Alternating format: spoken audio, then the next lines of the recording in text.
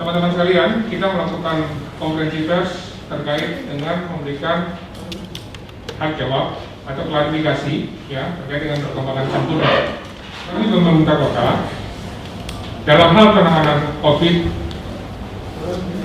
selalu serius ya dan cepat dengan semua informasi yang berkembang, karena kami tahu ini terkait dengan penyebaran yang terus meningkat. Sehingga apapun informasi, kita selalu turun dan melakukan pengecekan. Kita pemerintah kota, untuk penanganan kasus Sampurna itu merupakan PDP. Yang bersangkutan adalah PDP. Artinya kita udah tahu di awal proses perkembangan yang ada di Sampurna. Kami informasikan bahwa yang bersangkutan yang pertama kali pasien PX ya kira-kira gitu ya, itu dia tanggal 2 Februari tanggal 2 April dia sakit dan dia melakukan pemeriksaan di klinik perusahaan, lalu dirujuk tanggal 9 April ya, dia dirujuk di rumah sakit, salah satu rumah sakit di daerah Danau ya. Lalu tanggal 13 yang bersangkutan PX ini melakukan pemeriksaan dan melakukan pemeriksaan swab di rumah sakit. Jadi bukan rumah sakit yang sama, yang berbeda. Tanggal 15 yang bersangkutan masuk rumah sakit ya.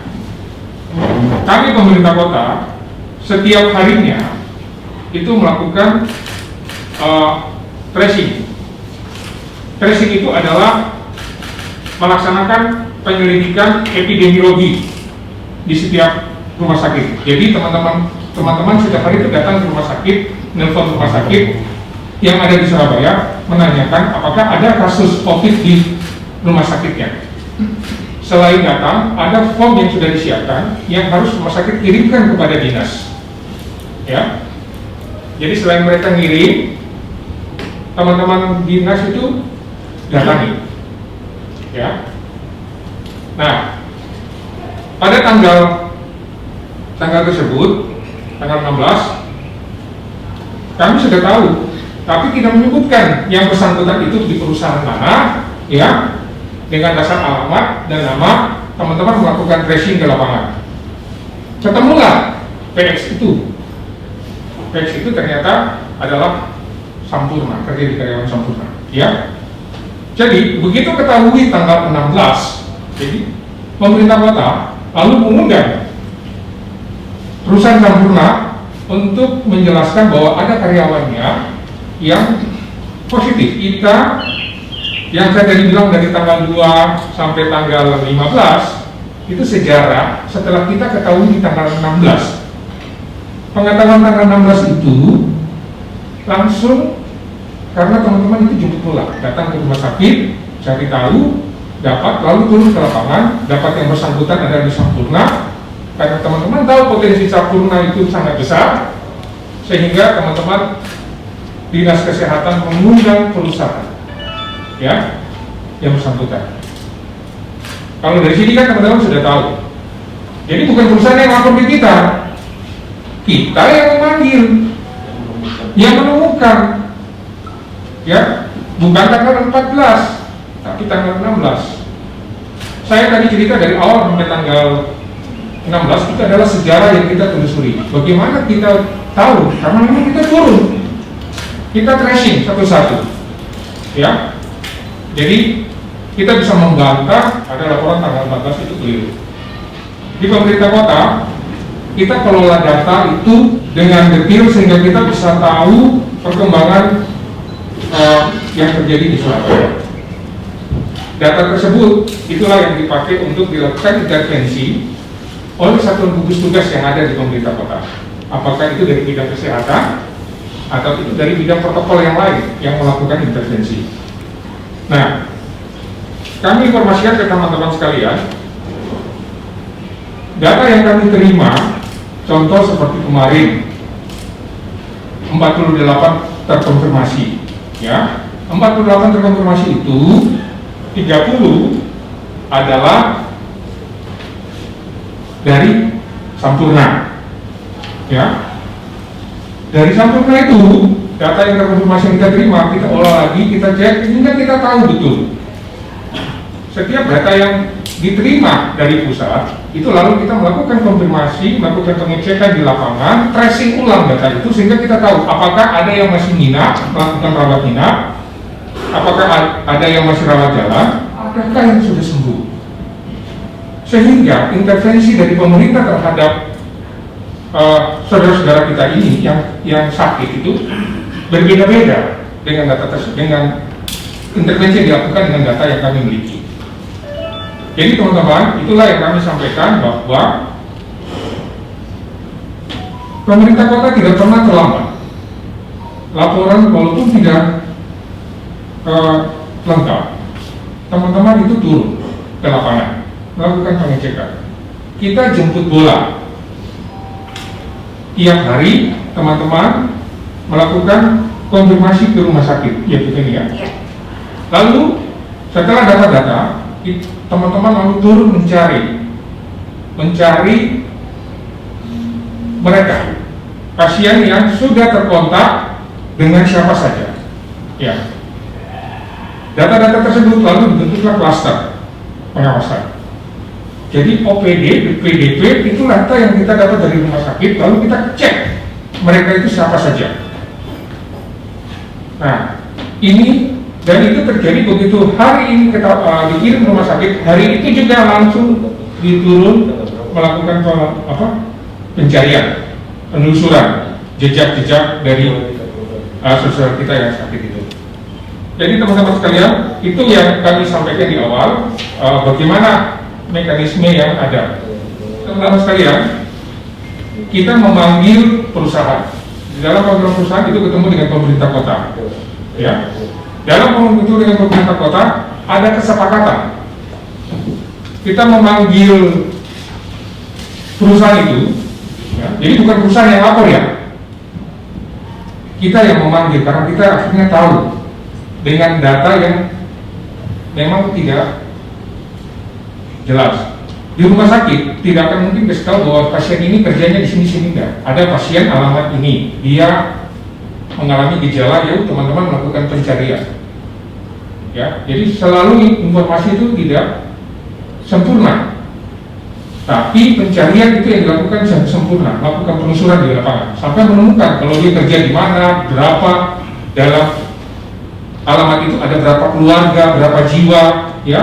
Lalu dia kontak dengan siapa saja, itu dicari. Karena nanti pemerintah kota memberikan intervensi permakanan dan intervensi yang lain-lain, sehingga dia tidak keluar atau melakukan lokalisir. Jadi kita tahu perkembangannya, setiap tunggal ada yang sehat kita tahu, dan yang sembuh juga kita tahu. Pada tanggal 18 pemerintah kota panggil untuk ketemu dengan perusahaan, kita ngundang, lalu ada kesepakatan, ya. Yang mendorong kesepakatan itu adalah pemerintah kota, ya.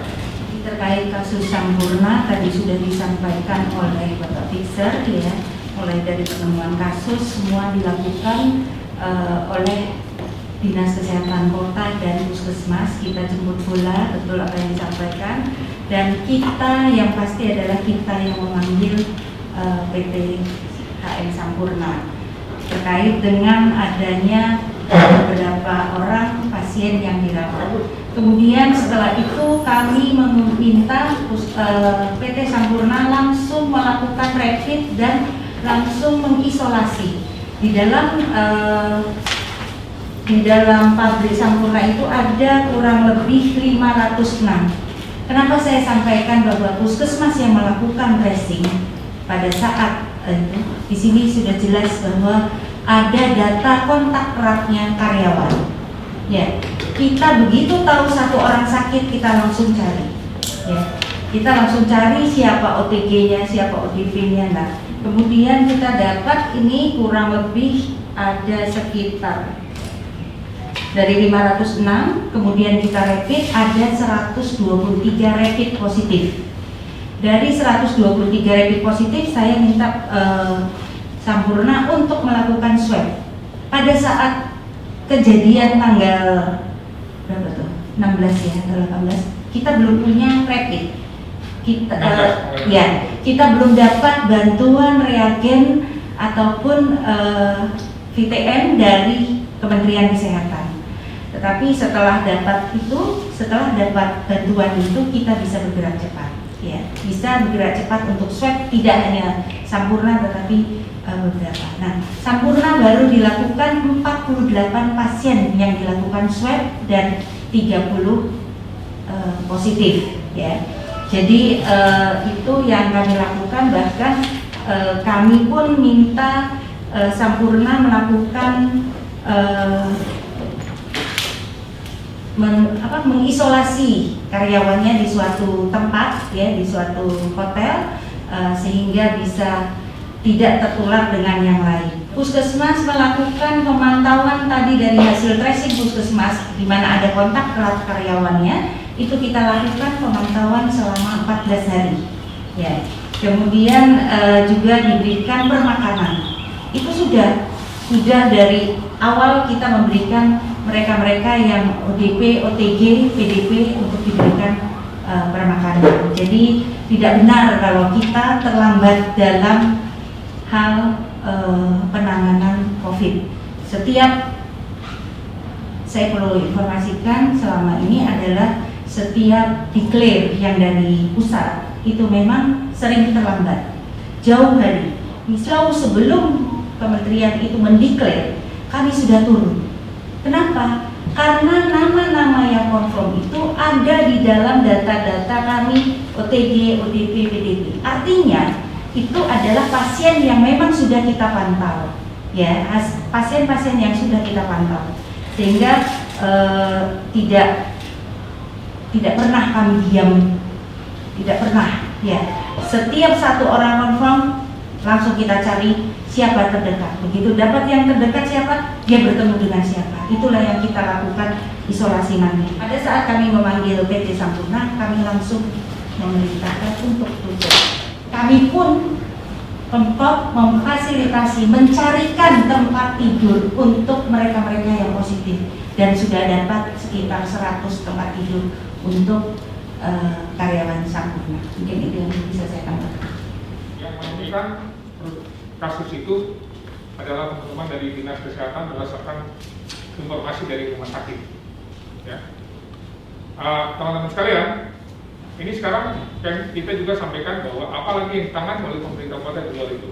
Untuk itu kita dengarkan apa saja yang telah dilakukan intervensi oleh pemerintah kota, oleh Pak Edi. Tetapi saya sebelum ke Pak Edi, saya ingin informasikan Sampurna ketika menghadap pemerintah kota. Jadi menghadap ke pemerintah kota itu kita panggil yang pertama, terus kita panggil yang kedua.